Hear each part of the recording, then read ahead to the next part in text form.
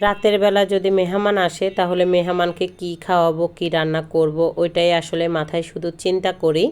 তো চিন্তা না করে কিন্তু ফ্রিজ থেকে মুরগি বের করে মুরগি বিরিয়ানিটাই করে নিয়েছি, কারণ এটার মতো সহজ জিনিস আর কিছুই নেই। আর মুরগি বিরিয়ানি হলে তো বাচ্চাদেরও কিছু লাগবে না, মেহমানদেরকেও সুন্দর করে আপ্যায়ন করা যাবে। তার সাথে সাথে কিছু স্পেশাল নাস্তাও ছিল, অনেক দিন পরে স্পেশাল নাস্তা বানিয়েছিলাম। চলেন ভিডিওতে যাওয়া যাক। আসসালামু আলাইকুম, সবাই কেমন আছেন? নিশ্চয়ই ভালো আছেন। আমরা আলহামদুলিল্লাহ আছি, ভালো আছি।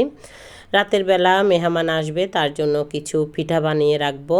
তো আমি এখানে পান্তুয়া ড্র করেছিলাম, পান্তুয়া বানাবো। অনেক দিন পরে কিন্তু নোয়াখালীর পান্তুয়া বানাচ্ছিলাম। আর তার সাথে সাথে এখন যেহেতু সবজির সিজন, তো পাতাকপিটা এখন অ্যাভেলেবেল, তার জন্য পিঠা বানাবো। তো আর কিছু রান্না করেছি দুপুরবেলার জন্য, চিংড়ি মাছ আর কিছু বেগুন দিয়ে ইলিশ মাছ রান্না করেছিলাম। আমাদের জন্য রান্না বান্না সব কিছু শেষ করে আমি কিন্তু রাতের জন্য প্রিপারেশান নিয়ে নিয়েছি। তো এখানে মুরগি বিরিয়ানির জন্য আমি কিন্তু মুরগিটা নিয়ে কুটে সুন্দর করে পরিষ্কার করে নিয়েছি। তার সাথে সাথে আমি মশলাও কষিয়ে নিয়েছি। অনেকবারে মুরগি বিরিয়ানিটা আমি দেখিয়েছিলাম, তার জন্য আজকে সহজ করে মুরগি বিরিয়ানি করতেছি। এত মজা হয়েছিল এই বিরিয়ানিটা। তো আমার যেভাবে করি না কেন বাচ্চারা অনেক পছন্দ করে। তো সহজ হওয়ার জন্যই কিন্তু এখানে আগে এগুলো সব কিছু করে নিচ্ছি রাতের জন্য। তো আর কোনো টেনশন হবে না, রান্নাবান্নার পরে কিন্তু এগুলা সব কিছু কাজগুলো এগিয়ে রাখতেছি। তো আমি কিছু আলু সিদ্ধ করে আলু দিয়ে দিয়েছি, কারণ বিরিয়ানির সাথে তো মূল মন্ত্রই হয়েছে আলু। বিরিয়ানিতে আলুটা না হলে মনে হয় যে কি একটা জিনিস কম হয়ে গিয়েছে। তো আমি বিরিয়ানির জন্য কয়েকটা আলু দিয়ে দিয়েছি, তার সাথে কিন্তু এখানে কষিয়ে নিয়েছি যেহেতু সিদ্ধ করা আছে। তো এজন্য আর এখানে কিন্তু রান্নাবান্না শেষের পরে কিন্তু পিঠা বানানো শুরু করে দিয়েছি। আর এত মজার পিঠা এটা বলার মতো না। আর সবচেয়ে বেশি পছন্দর আমার হাতের এই পিঠাটা। তো আমি পান্তুয়া পিঠাও অনেকবারে বানিয়েছি, অনেকবার বানানো হয়েছে। এটা হয়েছে আমার মায়ের হাতের, আসলে এই পান্তুয়া পিঠাটা এত মজার আমার মায়ের হাতের। তো মা তো চলে গিয়েছিল, এখন কিন্তু নিজেরাও শিখে নিয়েছি।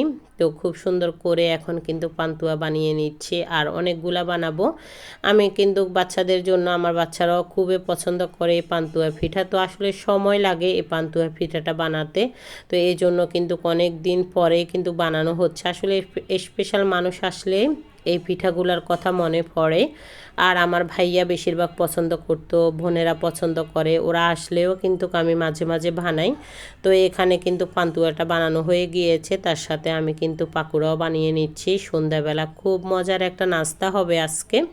তো এখানে নাস্তার পরে কিন্তু বিরিয়ানি খাবে, তার জন্য আমি কিন্তু নাস্তা বানাচ্ছি। 2 রকমের আইটেমের পিঠাই বানাচ্ছিলাম, আর কিছুই করব না।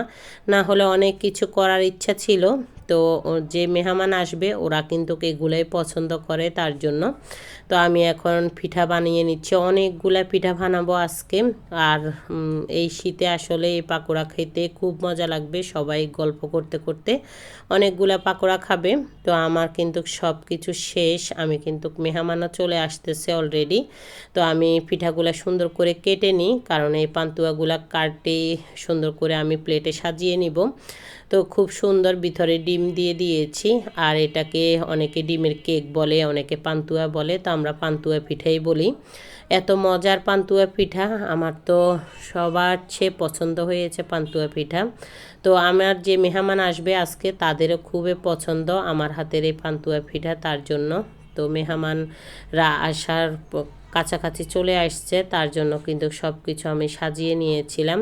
আর এই যে এখানে কিছু রয়েছে, আরও আছে পিঠা, অনেক পিঠা বানিয়েছিলাম। তো এখানেও কিন্তু শেষ পর্যায়ে আসছে, পিঠাগুলা বানানো হয়েছে। আর চা বানিয়ে নিব সন্ধ্যাবেলা। তো মেহমানদের জন্য আসলে ঝটপট এই নাস্তাগুলাই কিন্তু বানানো হচ্ছে। তো খুবই ভালো লাগতেছে, মেহমানরা আসলে আসলে বাসায় মনে হয় যে রহমত আসে। তো অনেক খুশি হই মেহমান আসলে তাদেরকে আপ্যায়ন করে খাওয়াতে। আরও মেহমান আসবে, আমার শুধু এবার মেহমানের উপরে যাবে। তো সবাই দোয়া করবেন যেন আরও বেশি বেশি মেহমান আসে, তাদেরকেও রান্না করে খাওয়াতে পারি। আমি যেমন রান্না করতে পছন্দ করি, আমার থেকে খুব ভালো লাগে রান্না করতেও। তো মেহমান আসলেও ওদেরকে রান্না করে খাওয়াতে আমার খুব ভালো লাগে। তো এখানে বড় একটা হাঁড়ি নিয়ে নিয়েছি, এখানে আমি 2.5 কেজির মতো পোলাও করতেছি। তো তার সাথে কিন্তু আমার 3 কেজি মুরগি আছে, তার সাথে আলু আছে, অনেকগুলো হয়েছে। বড় একটা হাঁড়িতে আমি কিন্তু বিরিয়ানি করতেছি। আর এই মুরগি বিরিয়ানিটা এত মজা হয়েছিল, নিজেই খেতে পারিনি, মেহমানদের জন্য করেছিলাম, কিন্তু নিজের ভাগ্যেই হয়নি। এত মজা হয়েছিল, সবাই মজা করে করে খেয়ে ফেলেছে, এটাই আমার থেকে খুশি লেগেছিল।